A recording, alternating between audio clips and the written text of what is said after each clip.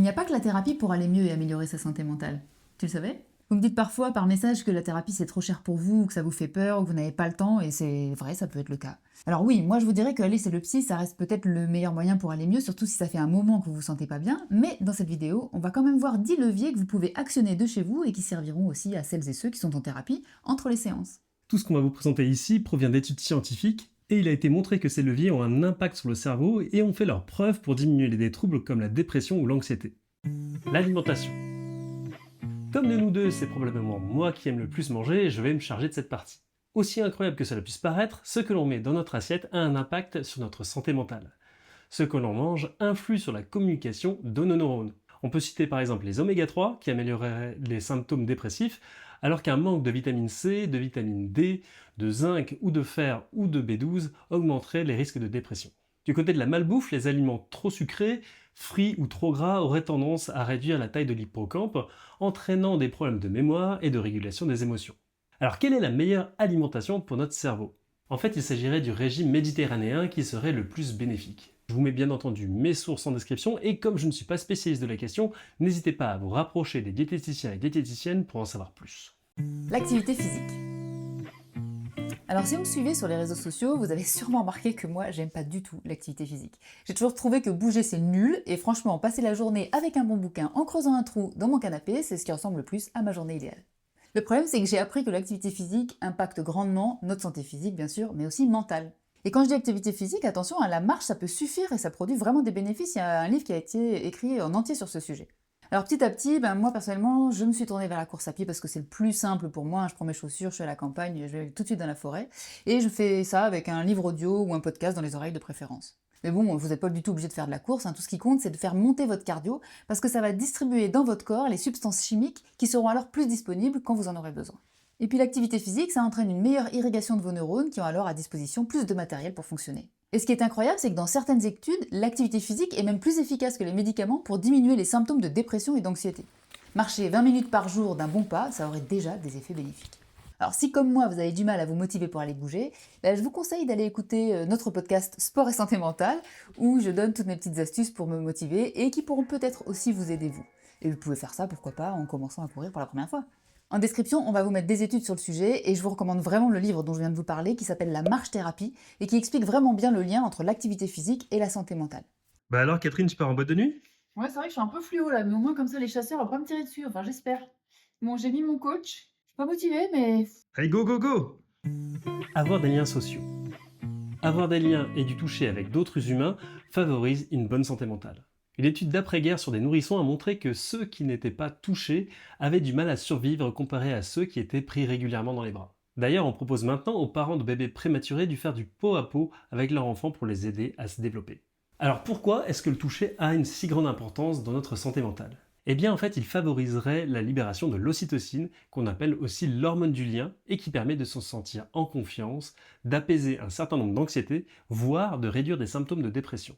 En source, je vous mets un article de Savo et Psycho qui a relevé plusieurs effets positifs du toucher.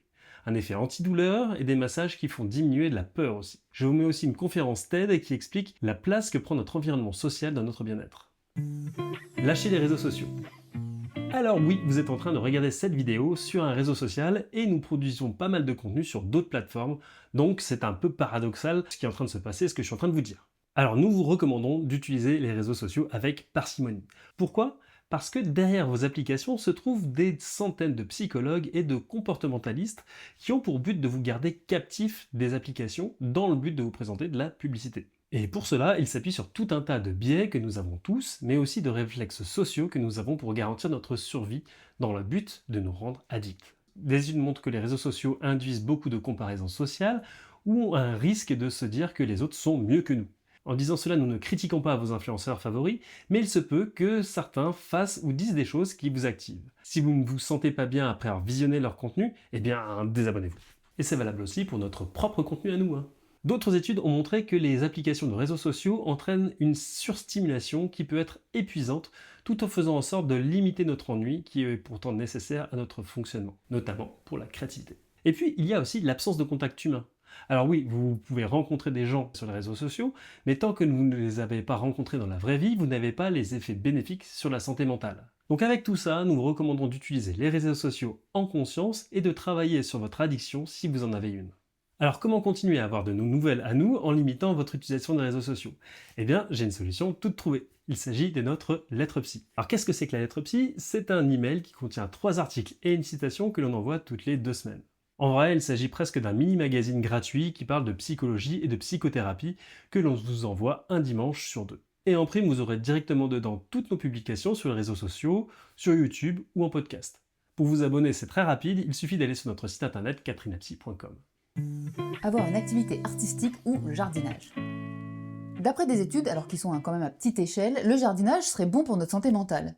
Alors on peut y voir une similarité avec l'activité physique, mais les études suggéreraient que le jardinage aurait des effets similaires plutôt à l'art. Alors dans ce que j'ai compris, on ne sait pas exactement comment ça fonctionne, mais quand on fait de l'art ou du jardinage, ça favoriserait la connectivité cérébrale et ça optimiserait les liens entre les neurones.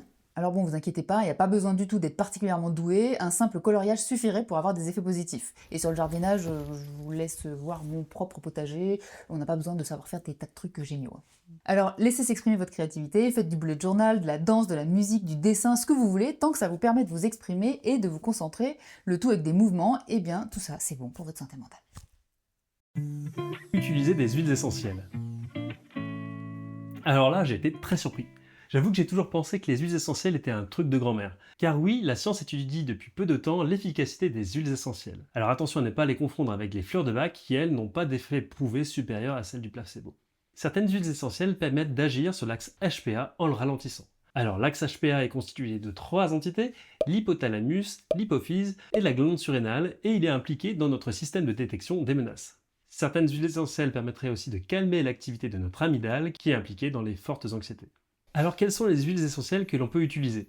Alors on a la lavande officinale et silexan, la camomille, le citron, la mandarine et la bergamote. Alors il y en a peut-être d'autres aussi que je ne connais pas, et il existe un livre à ce sujet qui explore le lien entre la santé mentale et les huiles essentielles qui s'appelle Aromathérapie et que j'ai trouvé très intéressant. Alors attention quand même, les huiles essentielles sont disponibles sans ordonnance, mais n'hésitez pas à consulter un aromathérapeute pour bien les utiliser et éviter des problèmes car leur utilisation n'est pas sans danger.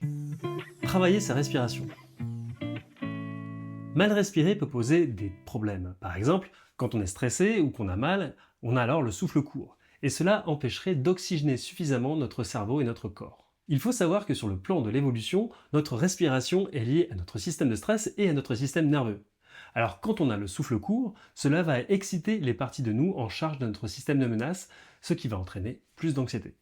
Ralentir sa respiration permettrait d'activer notre système nerveux parasympathique, c'est la partie du système nerveux qui nous apaise, et donc de réduire l'anxiété et aussi de potentiels symptômes dépressifs. Catherine vous parlera plus en détail de ces liens lorsqu'elle fera le débrief du Psychobook sur la théorie polyvagale qui explore ces éléments-là, alors n'oubliez pas de vous abonner à notre chaîne YouTube. Prendre soin de son corps. L'année dernière, j'ai donné une formation dans le cadre de Physio Learning, qui est un organisme de formation pour les kinés, médecins et ostéopathes. Et cette formation que j'ai faite avec un kiné était sur la psychologie et la douleur. Et j'ai expliqué qu'il y a des parties du cerveau qui sont les mêmes pour gérer la douleur et les émotions. Ça veut dire que la douleur, ça modifie nos émotions, et c'est presque mécanique en fait. Mais l'inverse peut être vrai aussi, nos émotions vont modifier notre seuil de douleur. Les études ont montré que les personnes qui souffrent de douleurs chroniques sont plus irritables, se mettent plus souvent en colère et sont souvent plus anxieuses. Donc forcément, avec ces émotions-là, on se sent pas bien. Donc limiter les douleurs, ça aura un impact bénéfique sur votre santé mentale, et on peut faire le lien avec l'activité physique qui permet de limiter les douleurs en vieillissant finalement. Mais là, ce que ça change, c'est que je me dis que prendre soin de son corps, c'est-à-dire se reposer, ne pas dépasser ses limites physiques et en général s'écouter, ça fait vraiment du bien.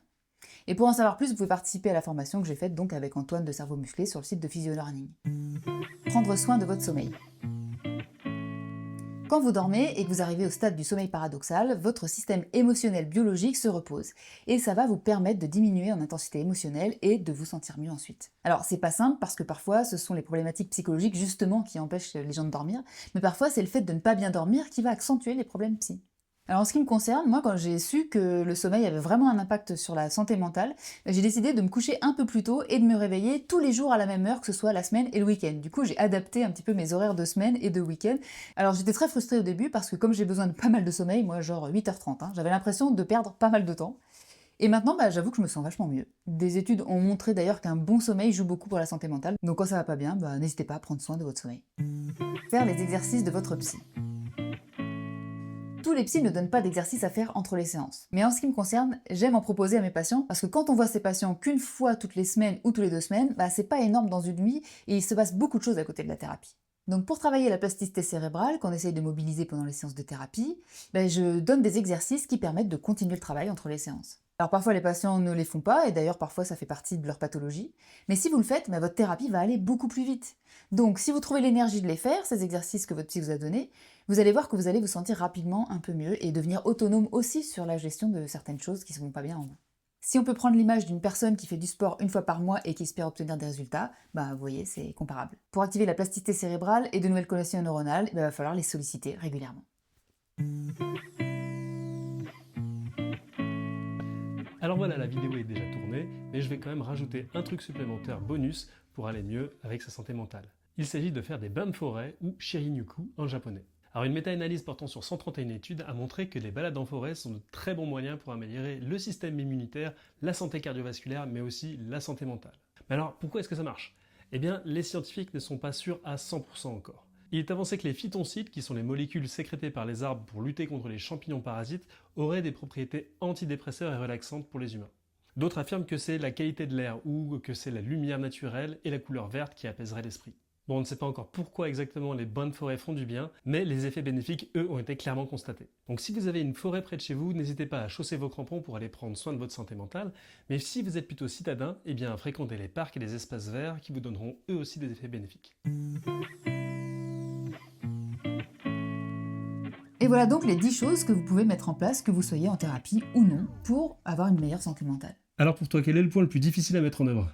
Alors moi, en ce qui me concerne, le point le plus difficile, c'est l'alimentation. Pourtant, je sais bien qu'une bonne alimentation, ça améliore la santé mentale et physique. Je suis vraiment convaincue par la question. Mais j'arrive pas du tout à m'y intéresser. C'est encore plus dur pour moi que pour faire du sport, tu vois, c'est dire. Et pour toi, c'est quoi ? Et pour moi, c'est de prendre soin de mon corps. Finalement, j'ai tendance à en faire trop, tout le temps, et finalement, je me fatigue, je me stresse, et je mets beaucoup de temps à me soigner et à prendre des antidouleurs au final. Et quand j'ai mal, je suis un vrai dog. C'est peu de le dire. Alors et toi, qu'est-ce que tu as mis en place après toutes ces recherches pour faire cette vidéo ? Alors moi, ce que toutes ces recherches m'ont apprise quand j'ai mis la tête dedans, c'était vraiment l'importance des liens sociaux. Moi, je suis vraiment quelqu'un qui suit beaucoup sur la messagerie, WhatsApp, Instagram, tout ce que tu veux, la messagerie instantanée, quoi. Et ça m'est arrivé d'avoir des relations où parfois j'écrivais beaucoup plus aux gens que je ne les voyais. Et maintenant, en fait, ce qui arrive, c'est que j'essaye de me dire, propose-leur qu'on se voit pour qu'on se voit vraiment, qu'on ait des vrais liens en direct. Et franchement, j'ai vraiment effectivement constaté que je trouvais ça vachement apaisant d'avoir des personnes avec qui je pouvais parler, mais de vive voix. Donc, en vrai, quoi. En vrai. Et puis alors, je me suis aussi mise au jardinage. Bon, je peux te dire que j'étais hyper fière de manger les tomates de mon jardin cet été. Par contre, je suis pas douée, quoi. Il y a tout qui pousse pas forcément. Mais quand j'ai une petite tomate, je suis contente. Et toi ? Qu'est-ce que tu as mis en place ? Et moi, je me suis pris au jeu des huiles essentielles. Parce qu'avant, je pensais que c'était un peu de la poudre de perlimpinpin, mais en fait, non. Les études ont montré que ça pouvait être très efficace. Donc voilà, maintenant, je rôde à côté de la boîte d'huile essentielle et je me fais quelques petites potions pour aller mieux quand j'ai un coup de barre. J'espère que ces conseils vous seront utiles. N'hésitez pas à partager vos conseils pour aller mieux en commentaire, pour en faire profiter toute la communauté. Portez-vous bien.